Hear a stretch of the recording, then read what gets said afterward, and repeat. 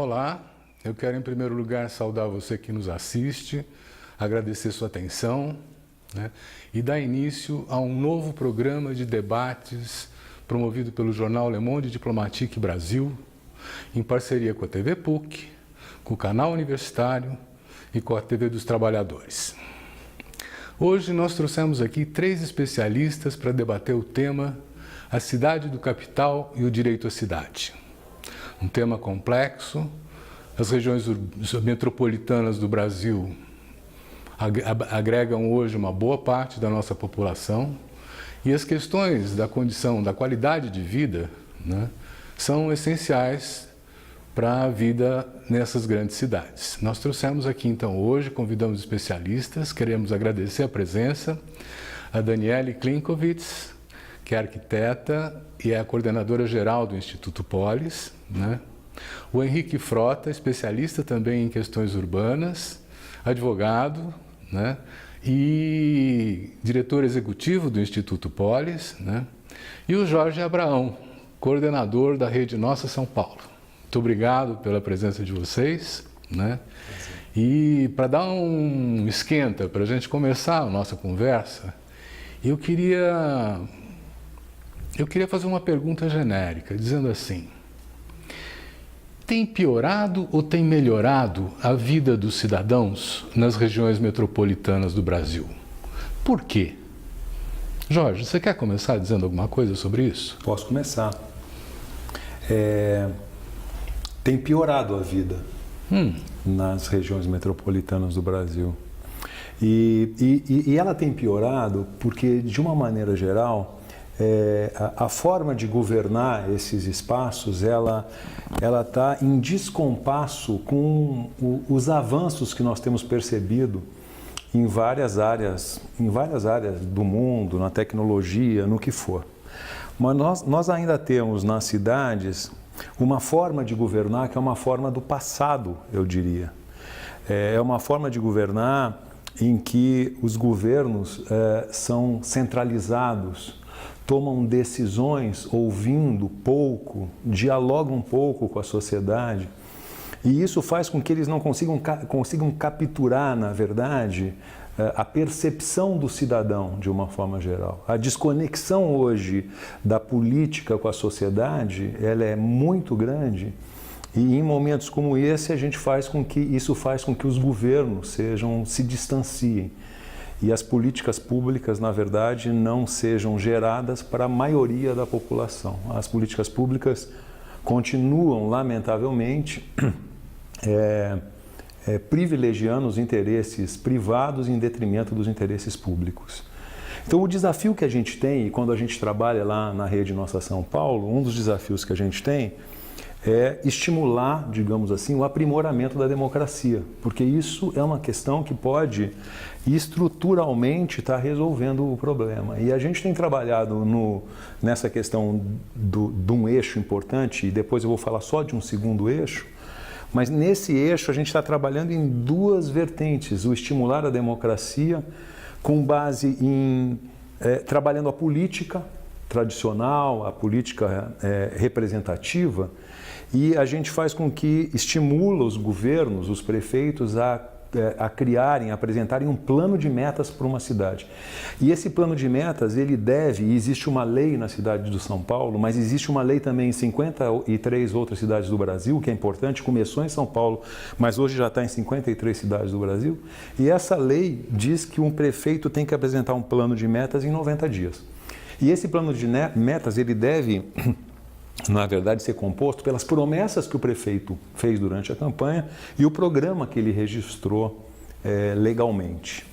Isso faz com que o objetivo é com que a política, na verdade, não é uma pegadinha. Porque pode parecer, a pessoa que está olhando isso, tipo, mas isso é uma pegadinha. Não, não é uma pegadinha. É simplesmente uma tradução do que o político está colocando e está prometendo, evidentemente, para que ele possa, na verdade, estar cumprindo isso durante o seu mandato. Mas isso são metas tangíveis. Isso significa, assim, na educação. Se você, na educação, tem um diagnóstico da cidade quando você entra com um déficit de 100 mil vagas de creche para crianças de 0 a 3 anos, você pode prometer zerar essas creches. Então, no plano de metas vai aparecer, eu vou zerar o déficit de creches. E a população tem a condição de acompanhar esse processo nos 4 anos de gestão. Deixa eu aproveitar e colocar para a Daniela a questão. Daniela, você já fez parte da elaboração de planos diretores municipais, nós temos planos, agora a Rede Nossa São Paulo busca comprometer o prefeito com planos de metas. Os planos são cumpridos? Eles valem alguma coisa? Qual é a lógica que está por trás disso? Na verdade, eu já fiz parte de elaboração de planos nacionais, planos municipais, estaduais. E tem uma questão, eu concordo com o Jorge, na verdade a vida nas cidades tem piorado muito e aceleradamente piorado, né? A questão dos planos dialoga muito com o que o Jorge estava falando. A gente, hoje em dia, como a cidade é gerida e planejada, inclusive, é uma cidade que não é uma cidade de direitos, é uma cidade do capital, é uma cidade de negócios, a grande maioria das nossas metrópoles. Então, as políticas públicas são pensadas para interesses do grande capital privado e não da população. Ainda não se introjetou uma cidade de direitos e o direito dos cidadãos. Então, muitas vezes, o planejamento, ele anda nesse caminho, porque as equipes que estão planejando fazem planos excepcionais, que trazem instrumentos importantes para se pensar o direito, mas a execução da política, na hora, a vontade política está endereçada para um outro tipo de interesse que não é fazer o direito dos cidadãos.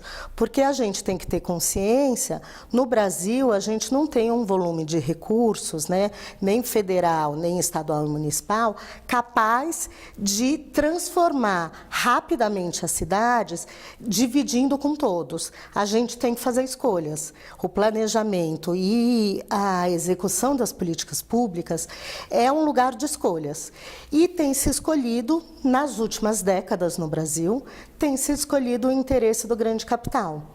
E isso é absolutamente diverso de escolher o direito e o direito dos cidadãos. Então, quando se escolhe, por exemplo, uma política habitacional que vai salvar as grandes empresas da construção civil, certamente você está reduzindo o direito à moradia de milhares de pessoas, né? Então, é isso que a gente tem que pensar. E o que acaba acontecendo, a gente tem uma tradição de planejamento muito importante no Brasil. A gente, por exemplo, na área de política urbana, a gente tem a melhor lei mundial de instrumentos urbanísticos, que é o Estatuto da Cidade, desde 2001, mas ele não é aplicado. Ele é planejado, ele está na maioria dos planos diretores das cidades brasileiras, mas isso não é posto a cabo, não é implementado no território, né? Então, por isso, certamente vai sempre se piorando, porque cada vez mais o capital vai dominando novos espaços na política, na própria cidade, e vai reduzindo o direito do cidadão. Então, obrigado.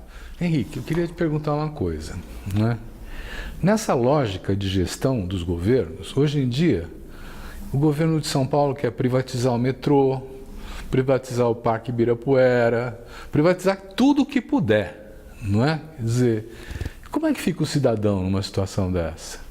A gente está falando não só de um patrimônio público, a gente está falando de bens comuns da cidade, né? Nós estamos trabalhando mais agora com essa ideia de bens comuns, seja de um patrimônio cultural, de um patrimônio ambiental e do próprio espaço público como um espaço que é construído pela sociedade, né? Pensar a rua, pensar a calçada não só como um espaço de trânsito das pessoas e dos automóveis, mas um espaço que tem uma vida política, tem uma vida cultural, o mesmo vale para os parques, para as praças, né? E a gente leva isso também para os serviços públicos, de mobilidade. Então, você está dando um exemplo muito claro de um processo de privatização que já se passa no Brasil há muitos anos em relação a transporte público ou concessão de rodovias ou de vias públicas, mas a gente também está passando por isso agora, por exemplo, com política habitacional. parcerias público-privadas na área habitacional. Esses modelos de parceria público-privadas ou de consórcios, né, entre o setor público e o setor privado, ele está estendendo as suas fronteiras para outras políticas que antes a gente não tinha ainda muita experiência, né?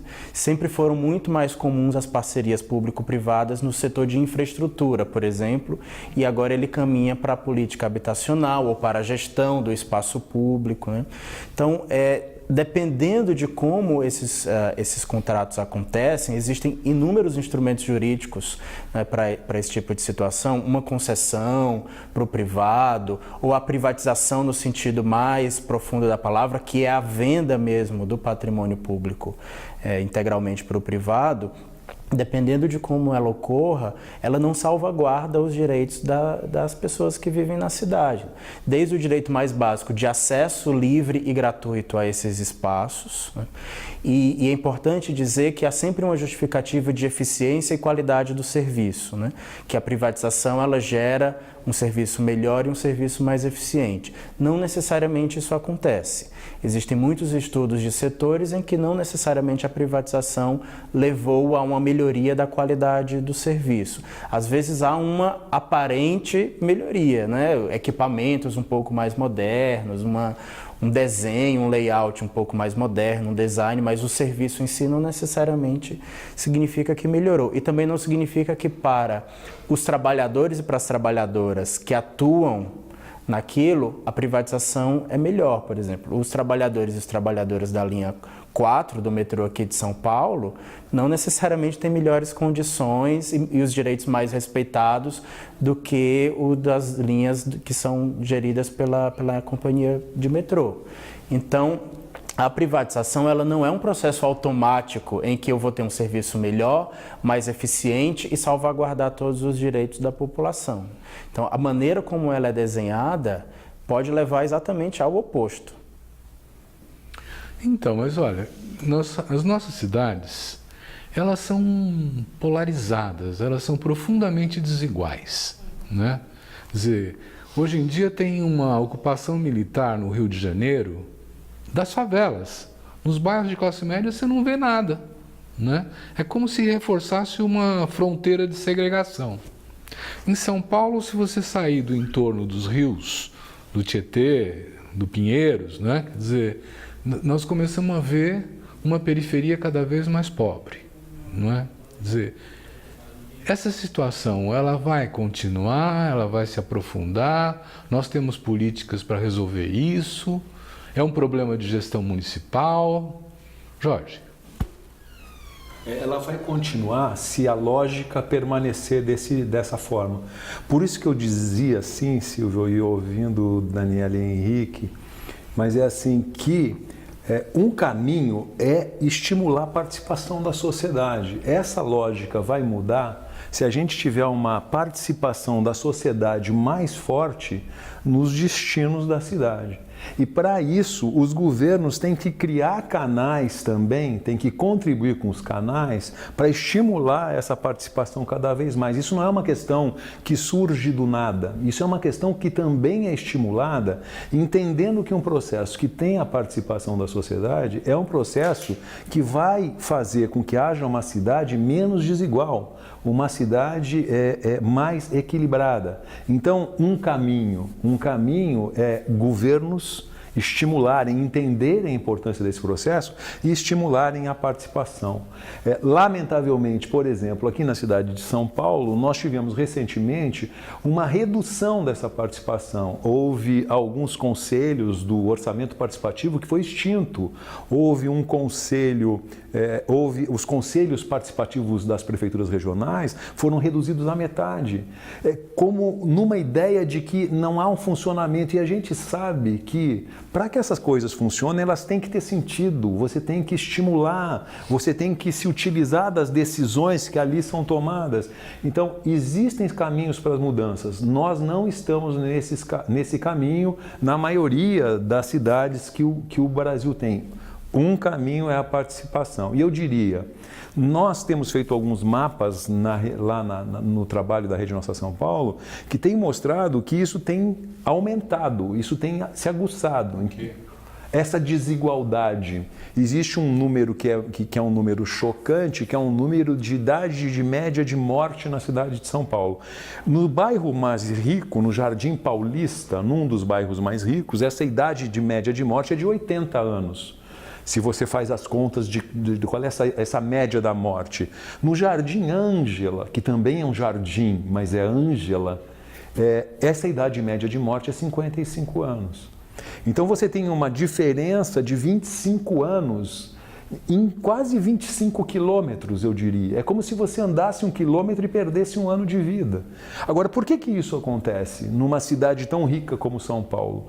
Porque as políticas são desiguais, na verdade. Isso não é fruto da natureza. Isso não foi um processo natural de desigualdade, isso é fruto de políticas que foram aplicadas e que foram promovendo essa desigualdade continuamente. Evidentemente que há alguns momentos de mudança, mas continuamente num ciclo muito grande de décadas. E isso faz com que lá onde morrem com 55 anos, a desigualdade lá não é uma desigualdade, Silvio.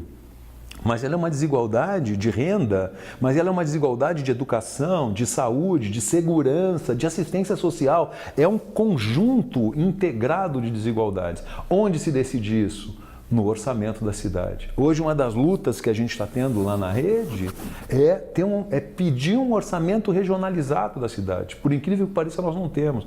Quando a gente souber qual é o orçamento per capita do Jardim Paulista e do Jardim Ângela, será um instrumento muito interessante até para o prefeito decidir: eu vou investir mais no Jardim Ângela porque os dados de desigualdade lá são muito maiores e nós temos que ter uma cidade mais equilibrada, porque uma cidade mais equilibrada ela é bom para todos, inclusive para a iniciativa privada.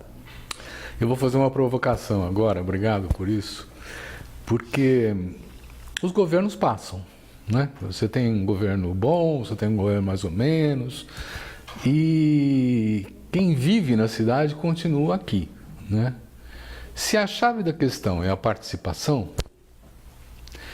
a culpa é do povo que não participa direito?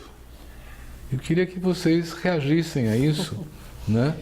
Eu acho que tem uma questão assim que é: qual é o nível de participação e qual é o poder decisório que essa participação efetivamente tem, né? Porque muito do que as administrações públicas chamam de participação não é nenhuma consulta, é um processo informativo. Então, faz uma audiência pública, apresenta um projeto e fica por ali. Quer dizer, isso não é necessariamente uma participação, porque não há um processo decisório envolvido.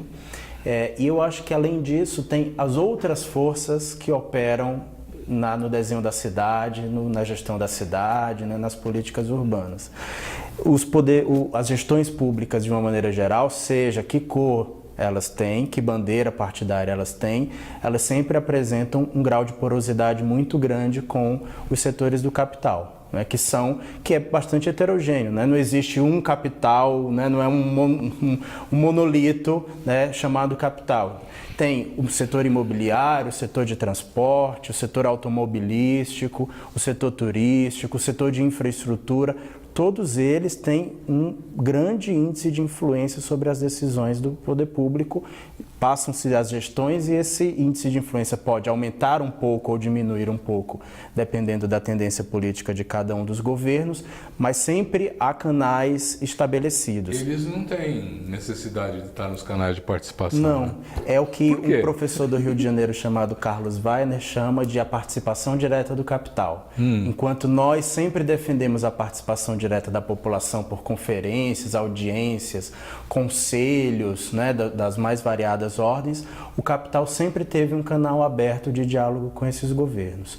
Isso tem a ver com a estruturação do nosso sistema político, por exemplo, financiamento de campanha, né, outras parcerias que passam também pela comunidade política, né, pela sociedade política, da maneira como esse capital consegue se infiltrar, né, com seu poder do dinheiro em relação a isso e, portanto, passa a ter maior peso na tomada de decisão dos políticos e tem a ver muito com a nossa cultura e como sociedade também, aquilo que nós valorizamos como a informação qualificada, se ela vem de uma empresa ou de uma federação de indústrias, ela é mais qualificada do que ela vem de uma associação de bairros, por exemplo. Então, eu acho que há matizes nesse debate de por que o capital tem tanta influência. Agora, certamente, um dos principais fatores é que ele tem dinheiro. Eu queria complementar, porque eu acho que também tem uma questão fundamental, que ultimamente a gente tem falado muito de narrativas, né? E eu acho que é fundamental pensar sobre isso. É fundamental a participação, acho que isso que o Henrique falou, é fundamental pensar qual é o poder da participação, o poder decisório. Certamente ele não está colocado nos conselhos, a maioria dos conselhos urbanos que a gente tem são consultivos e não deliberativos, então o Estado escuta o cidadão, né, uma representação do cidadão, mas não é obrigado a fazer o que está sendo discutido ali. Mas acho também que tem uma questão muito importante nas últimas décadas, que é a narrativa que se construiu em torno da cidade. Essa desigualdade que o Jorge conta e que eles estão avaliando na Rede Nossa São Paulo, a gente avalia muito também nos territórios em que o Polis trabalha. Muitas cidades têm indicadores com médias excelentes, mas que quando você coloca no mapa, você vê que, na verdade, o bom indicador está numa região da cidade e tem indicadores de índices de fome, de violência, de desigualdades muito grandes, mesmo nas cidades mais ricas e com indicadores médios muito bons. Mas a narrativa não conta isso para a população em geral. A população em geral que vive nesses bairros mais bem infraestruturados, mais qualificados, que é a população que tem um acesso à educação de maior qualidade, muitas vezes não tem a percepção dessa desigualdade. E isso é uma coisa que contribui para a continuidade dessa desigualdade. Então, muitos estados aliados ao capital usam dessa narrativa para transformar a cidade. Então, essa palavra que está na moda, revitalização, é uma palavra que vem desse tipo de narrativa, que significa que os centros urbanos e metropolitanos, eles estão desvitalizados, não há ninguém morando lá e que eles precisam de um novo ar e trazer uma nova população. Na verdade, essa é uma narrativa falsa. Na verdade, o que acontece nos centros urbanos metropolitanos é que tem uma densidade muito grande de uma população de baixa renda morando de forma precária, e essa narrativa é uma narrativa para ampliar a desigualdade, para retirar essa população da área central, dessas áreas centrais, infraestruturadas, com mobilidade, oportunidades de emprego, afastá-las ainda mais, né, e trazer um novo ânimo para a cidade. Então, muitas dessas políticas que a gente vê acontecendo nas cidades, que são investimentos importantes, eles são investimentos para ampliar a desigualdade e por trás de uma narrativa de melhoria da cidade. Então, uma parte importante da população, às vezes, inclusive, está participando a favor do capital sem saber, porque está comprando uma narrativa que não é a narrativa verdadeira. Então, eu acho que, aliado à participação, é fundamental que a gente construa cada vez mais uma narrativa da realidade. Então, esse trabalho que a Nossa São Paulo faz, por exemplo, é muito importante, de mapear e mostrar esses indicadores. Como que numa mesma cidade pessoas têm diferença de quase 30 anos de expectativa de vida, né? Então, acho que esse trabalho é fundamental, que é um trabalho que a participação, ela também tem que ser encarada como um processo formativo, né? Um processo de ampliação do capital político, inclusive, das pessoas para a sua luta pela cidade. Né? Jorge, a violência tem sido considerada um dos temas da agenda do cidadão que vive nessas regiões metropolitanas da maior importância, né? Aí eu conversei com gente que mora na periferia do Rio de Janeiro, nas favelas do Morro, e eles falaram assim, olha, tem ocupação militar, mas sempre foi assim. A novidade é para a classe média, né? A novidade é para quem mora fora da favela, né? E a violência é muitas vezes usada para atemorizar mesmo a população, né? Quer dizer, não vá protestar porque o pau come, né? Quer dizer, nessa sua problemática que você apresenta aqui, né, de necessidade de democratização da gestão, né, como é que fica esse tipo de iniciativa que está solta, aparentemente, inclusive com a polícia com licença para matar? Eu acho que esse é um tema difícil, Silvio, né? No caso do Rio de Janeiro que você traz aqui, né, quer dizer, eu acho que a gente tem esse problema. O Brasil é um dos países que mais mata no mundo, né? 60 mil pessoas morrem por ano, é um absurdo, né? Uma sociedade, mortes que poderiam ser evitadas. Morte matada, né? Quer dizer, não há coisa mais rica numa sociedade do que a vida das pessoas, né? E nós perdemos 60 mil pessoas por ano por conta dos homicídios, não é?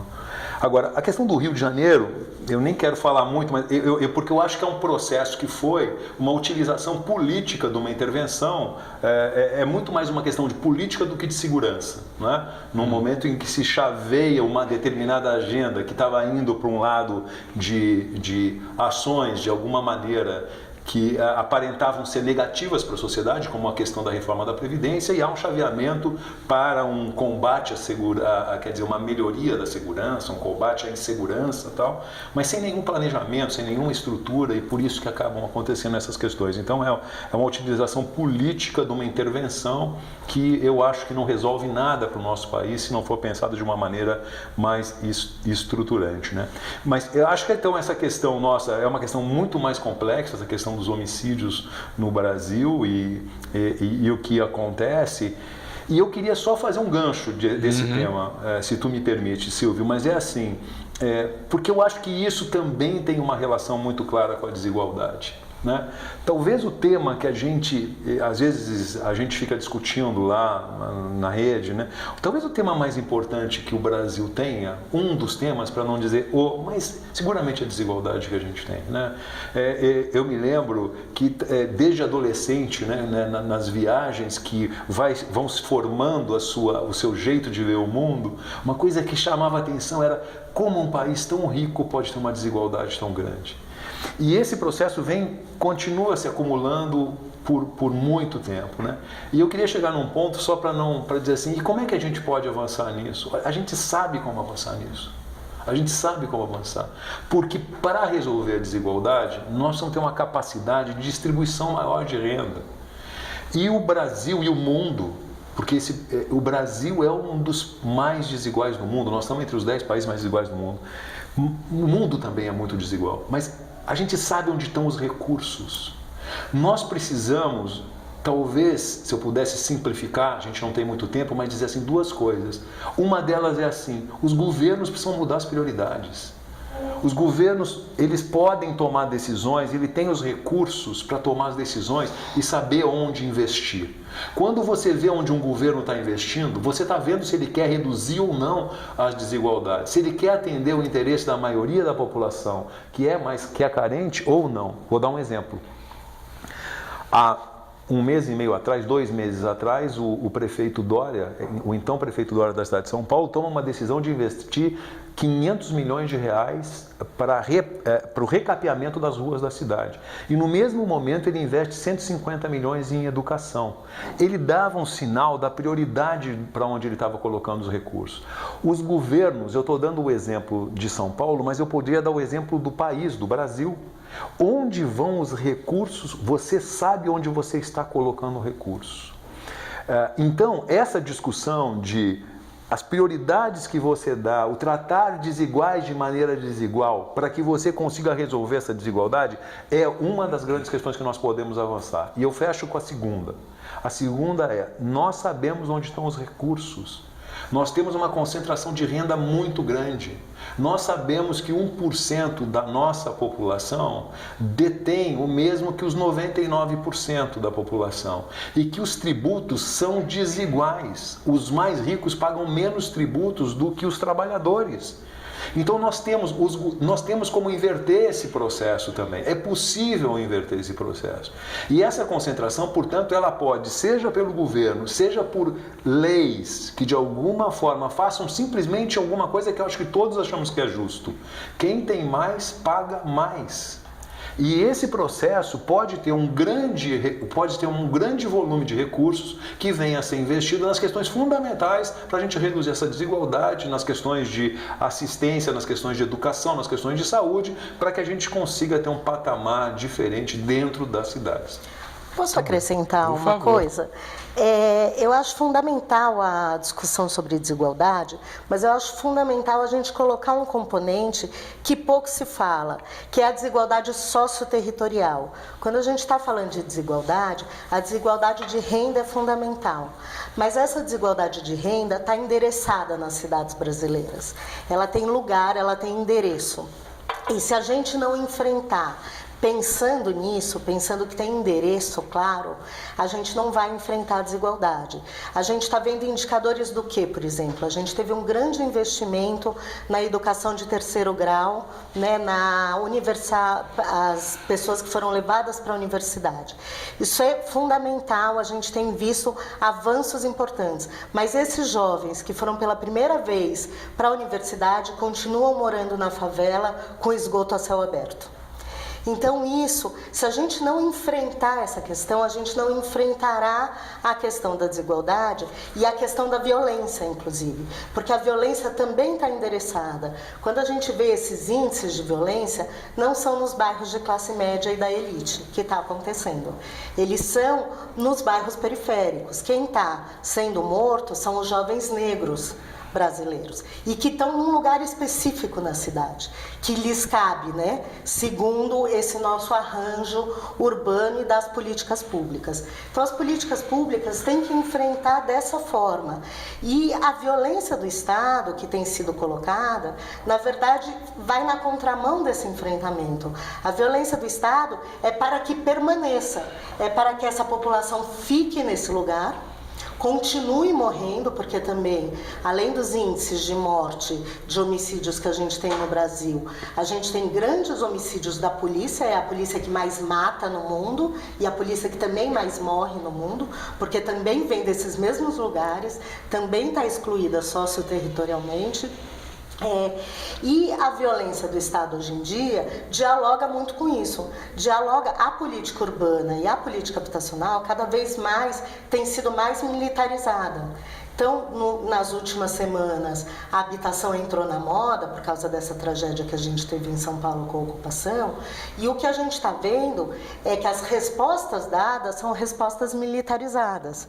São a tropa de choque... Se diz com a queda do prédio. Com a queda do prédio, né? A gente teve essa queda do prédio com esse incêndio, que era uma ocupação.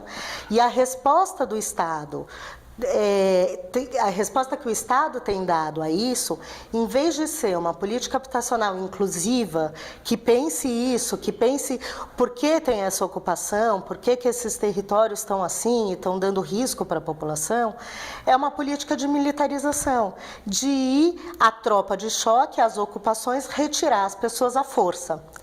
Então, isso dialoga muito com a intervenção do Rio de Janeiro, né? Parece que são coisas muito distintas, mas elas estão no mesmo caminho e na mesma lógica, que é uma militarização da cidade de criar territórios para cada segmento da população, se assim a gente pode dizer, né? Então, a gente está caminhando, em vez de diminuir as desigualdades na cidade, e que são desigualdades de forma geral, né, da população, a gente está caminhando para criar barreiras. Na verdade, a gente está criando muros militarizados para que tenha essa cisão maior.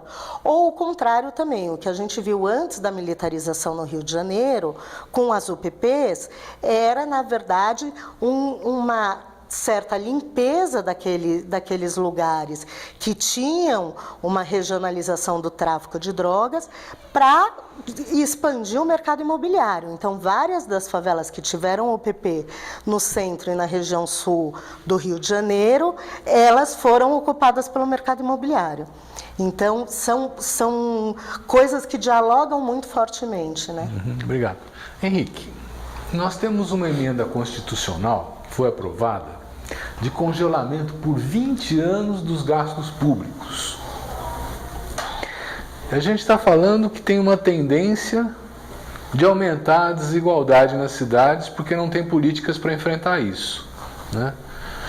E essa emenda constitucional, o que vai trazer para a gente? Olha, eu acho que ela impacta diretamente na qualidade de vida das cidades, Silvio. Claro, da população em geral, mas nós estamos já num patamar, né, de população no Brasil que mais de 85% da nossa população está nas cidades. Num contexto de aumento do desemprego. Então nós temos uma quantidade gigantesca da nossa população que, em função do desemprego ou da precarização, porque a reforma trabalhista não necessariamente vai gerar desempregados, mas está aumentando o contingente do precariado, né, brasileiro, de pessoas que são contratadas para receber por dia centavos, né, por contratos intermitentes. Então a legislação trabalhista também, né, vai precarizar ainda mais, né, os trabalhadores e as trabalhadoras urbanos, principalmente. E nesse contexto as pessoas demandam mais políticas públicas, demandam mais a saúde pública, demandam mais a educação pública, demandam os serviços urbanos em geral. Então, como é que você espera de que uma família, né, que tem ali pessoas desempregadas vá conseguir emprego se ela não tem como pagar a tarifa do transporte público, por exemplo, né?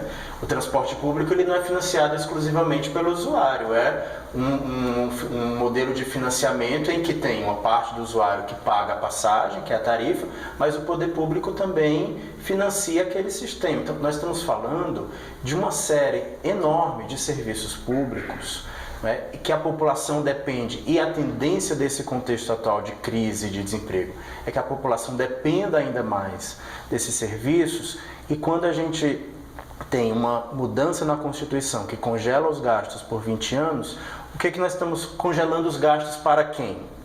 É exatamente para essa classe de pessoas, para esses segmentos de pessoas que vão depender ainda mais das políticas públicas para a sua sobrevivência.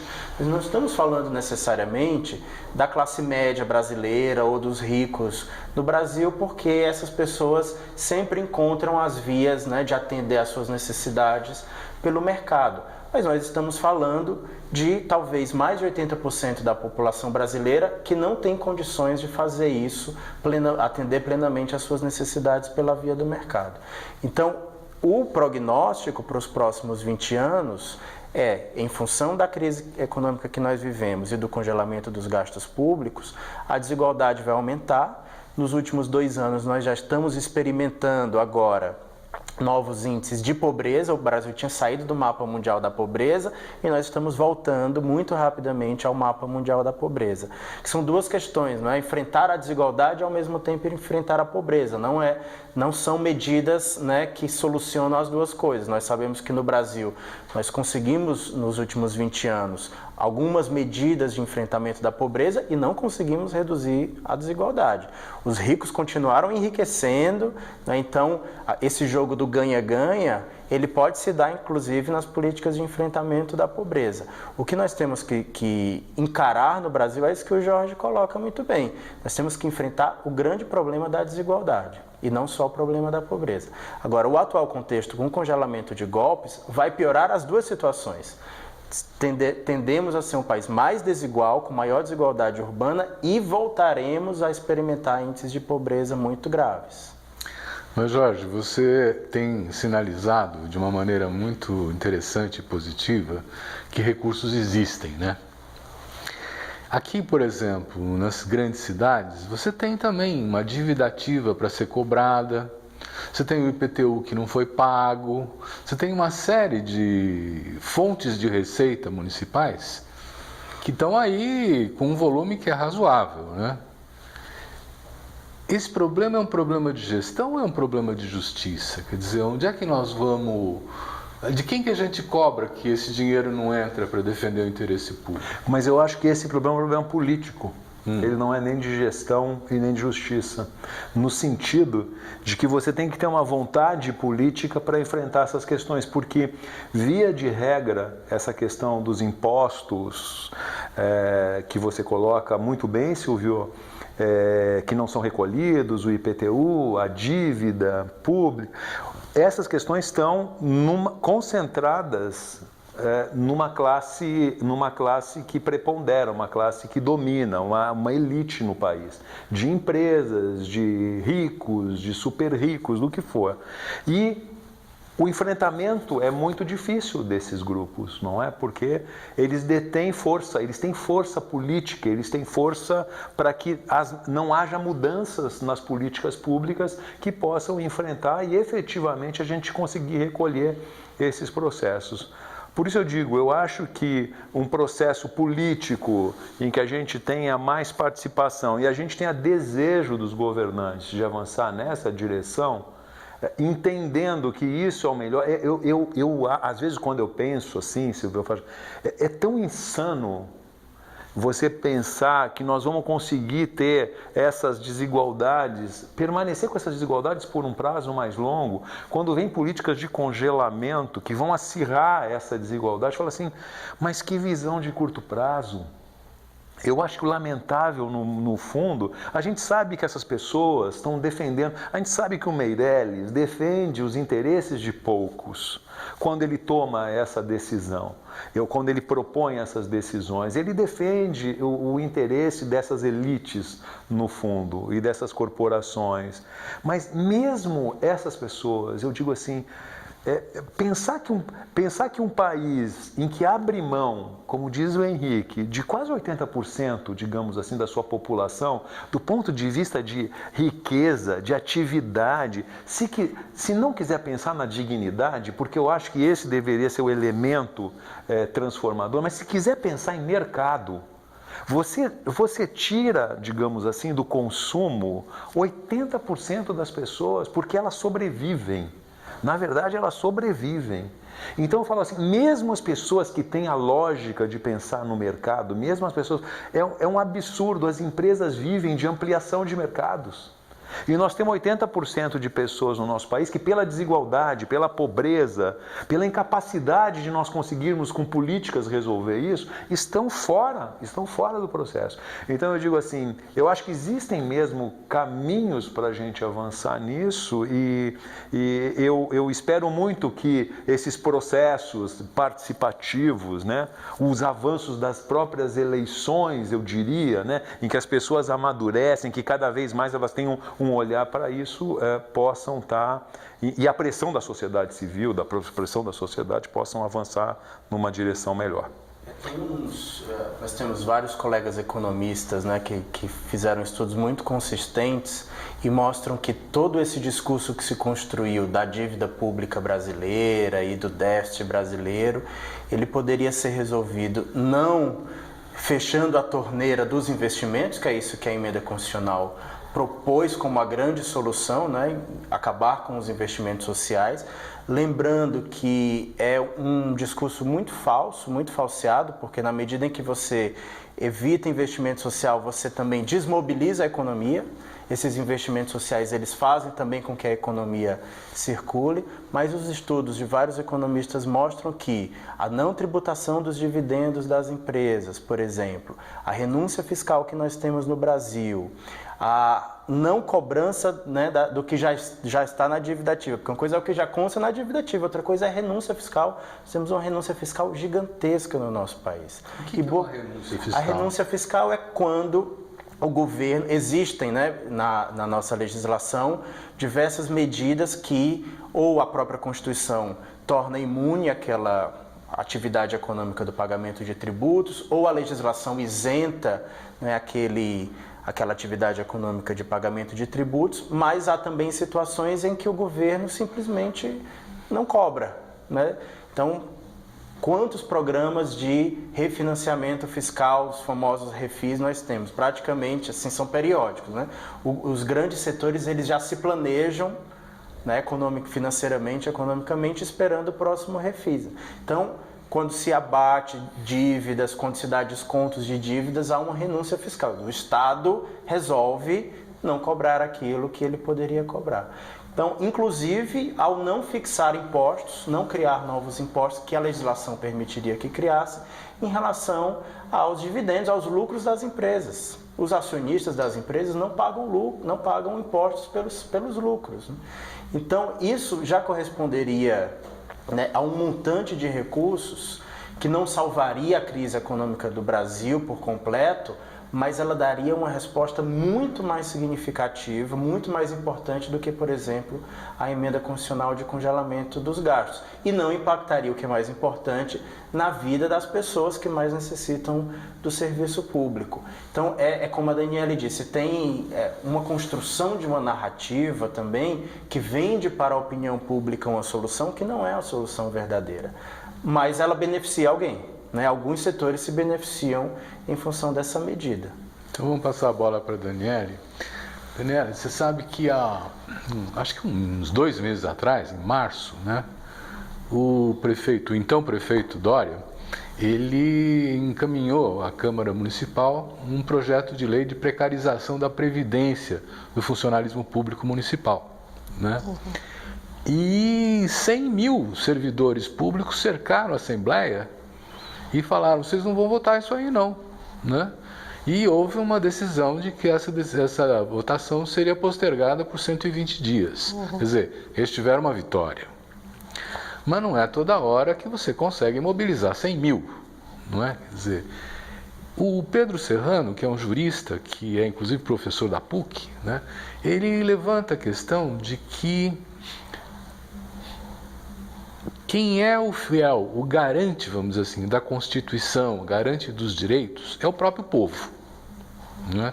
E quando o governo, né, não corresponde a essas expectativas, né, o povo tem legitimamente, a própria Constituição reconhece isso, tem o direito de se sublevar, de se insurgir, de fazer a desobediência civil, que é em algumas coisas o que a gente está vendo pulverizado por aí, né? Quer dizer, essa questão da participação, ela não pode se resumir somente à participação no COMAS, Conselho Municipal de Assistência Social, ou nos outros conselhos, porque hoje esse governo não tem muito interesse nessa participação.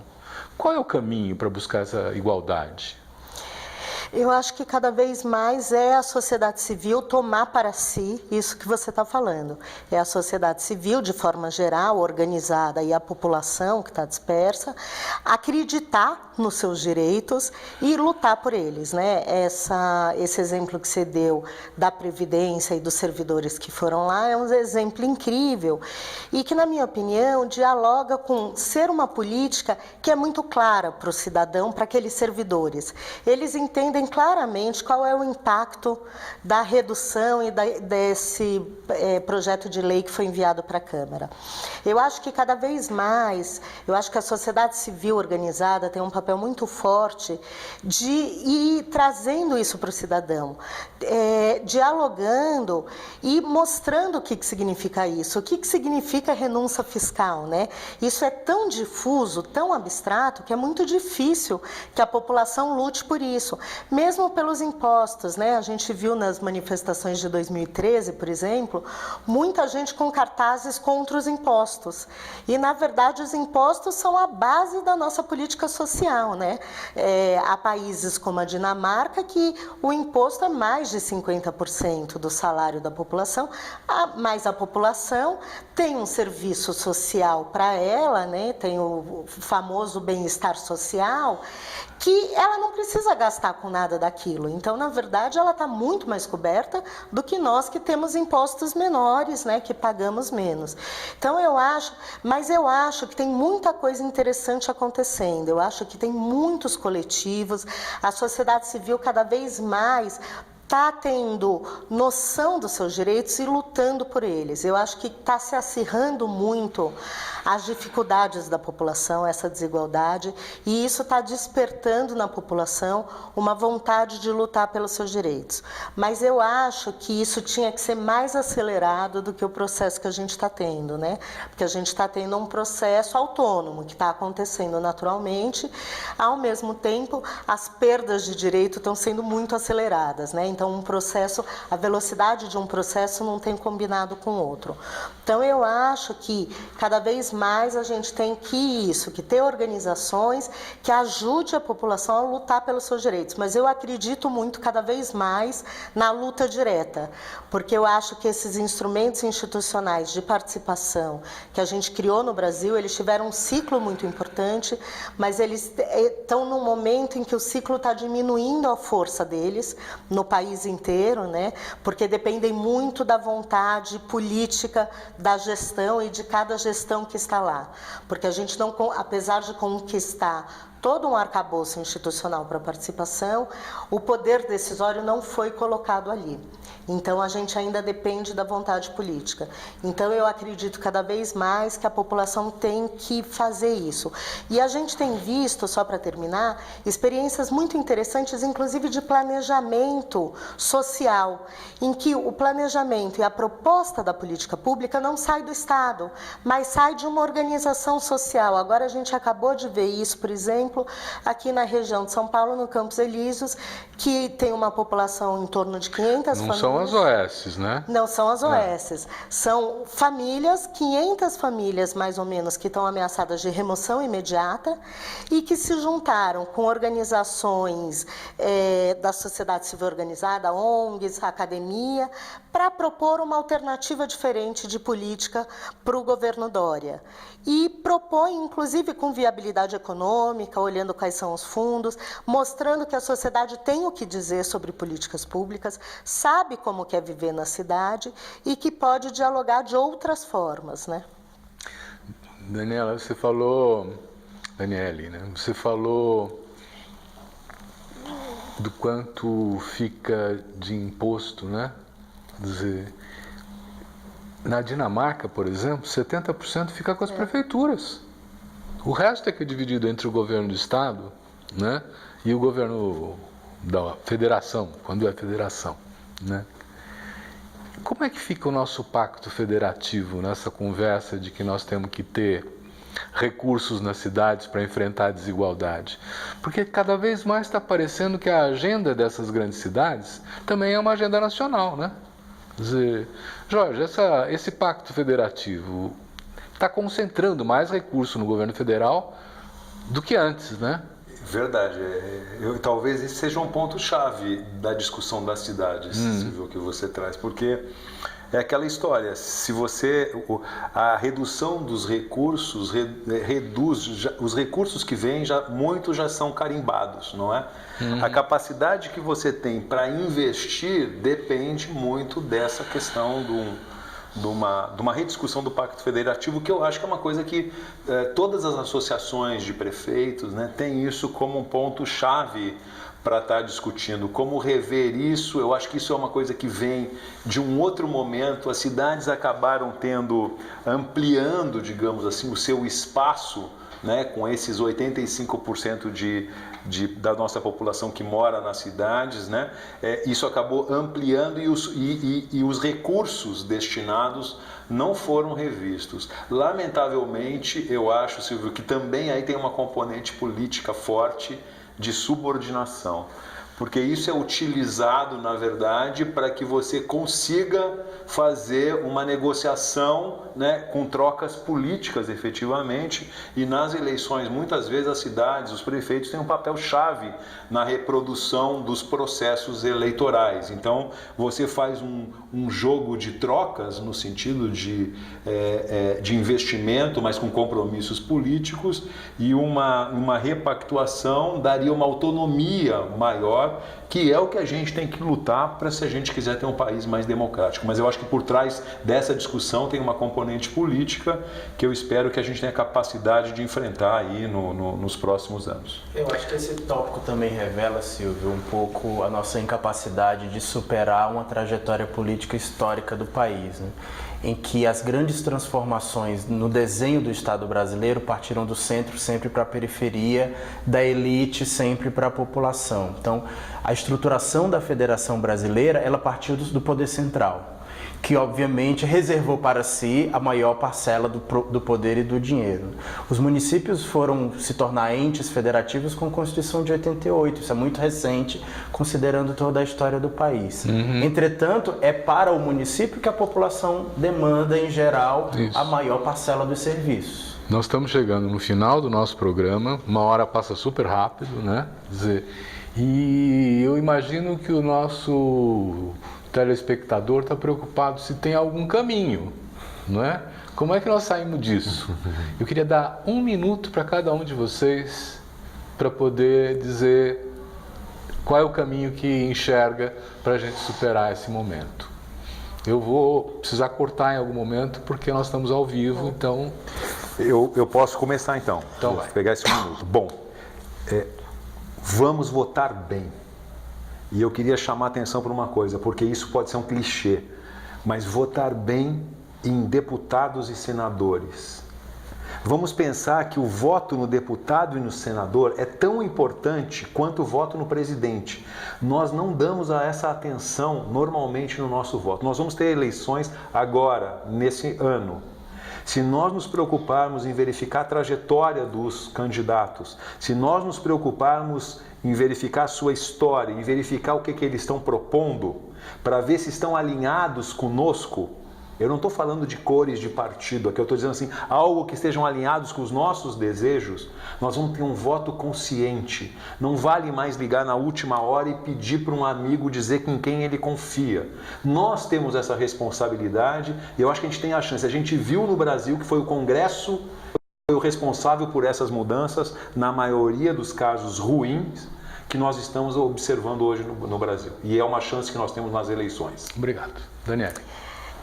Eu acho, já que o Jorge falou de eleição, vou falar do povo. Eu acho que o povo tem que tomar para si a ideia de vamos governar as cidades, vamos pensar quais são as políticas adequadas para a cidade, mas de forma muito efetiva, entendendo quais são as políticas, quais são os direitos de cada um e olhando para o outro. Eu acho que a gente tem que ampliar na cidade esse olhar do cidadão para o outro. Então, entender o que é a desigualdade, quais são as desigualdades que existem, até para entender que essas desigualdades afetam a todos os cidadãos, mesmo o cidadão de elite, né?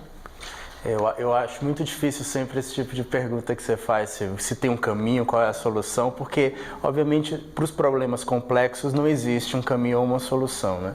Mas eu apontaria uma coisa que eu acho que nós temos que começar a olhar as experiências que estão fora do nosso radar. Mesmo para as organizações da sociedade civil, para os movimentos de esquerda, para a academia, né, que está pensando esse contexto de maneira crítica, mas olhar para os movimentos novos que estão aparecendo. Muito obrigado a vocês, agradeço muito a participação, né? E vamos então dar continuidade aos nossos programas de debates proximamente.